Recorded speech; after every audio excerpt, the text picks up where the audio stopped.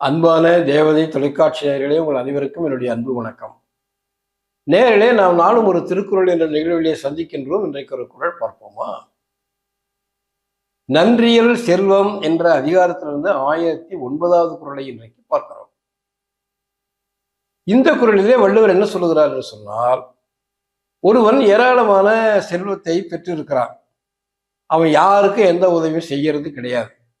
அப்படிப்பட்ட ஒரு உலோபினா கருமி, அந்த கருமியினிடத்துல ஒரு செல்வம் எப்படிப்பட்டதுன்னு சொல்றாருன்னா, அந்த செல்வம் என்ன ஆகுன்னு சொல்றாருன்னா, அது அவனை விட்டு போயிடும். யாருக்கும் உதவி செய்யாமல் தான் சேர்த்து வைத்திருக்கக்கூடிய அந்த பொருளானது என்ன செய்யுமா, அவனுக்கு உதவாமல் அது பிறரிடத்துல போய் சேர்ந்துடும்ன்றார். அவை அதுக்காக அந்த பொருளை சேர்க்கக்கூடிய விதத்தை சொல்றாரு பாருங்க வள்ளுவர். அன்பொறி, அன்பை விட்டுவிட்டு, அன்பை விலக்கிவிட்டு,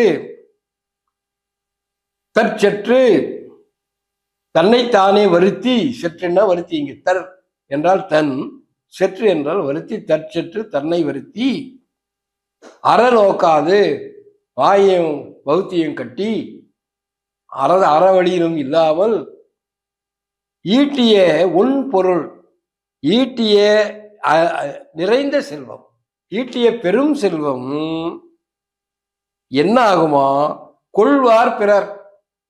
நீயும் அனுபவிக்கல, பிறருக்கும் கொடுக்கல, வாயை கட்டி வகுத்த கட்டி, அன்பை விலக்கி, தன்னை வருத்தி, ஏராளமான பொருளை சேர்த்து வச்சு என்ன சொல்லுவாங்க, சில பேர் சொல்லுவாங்க, டே உன்னை நான் வாயை கட்டி வகுத்த கட்டி சம்பாரிச்சு உன்னை படிக்க வச்சேன்டா, நீ என்னை கவனிக்க மாட்டேன்றியேன்னு சில பெற்றோர்கள் தருதலையா இருக்கக்கூடிய பசங்களை பார்த்து சொல்லுவாங்க.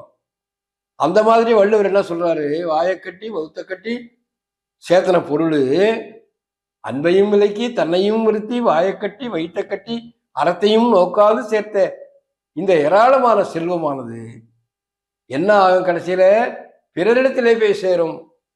ஒரு பெரிய கொள்ளக்காரன் வந்து ஆட்சின்னு போயிடுவான்.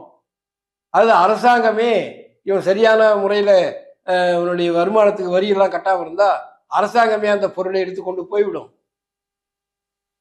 அரசாங்கமே பிடிக்கிட்டு போயிடும், அல்லது திருடம் பிடிக்கிட்டு போயிடுவான்.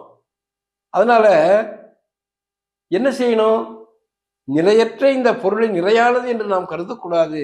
அதை என்ன செய்யணும், இருக்கிற போது அடுத்தவனுக்கு கொடுத்து உதவி செய்ய வேண்டும் என்று வள்ளுவர் இந்த குறள் மூலம் சொல்லுகிறார்.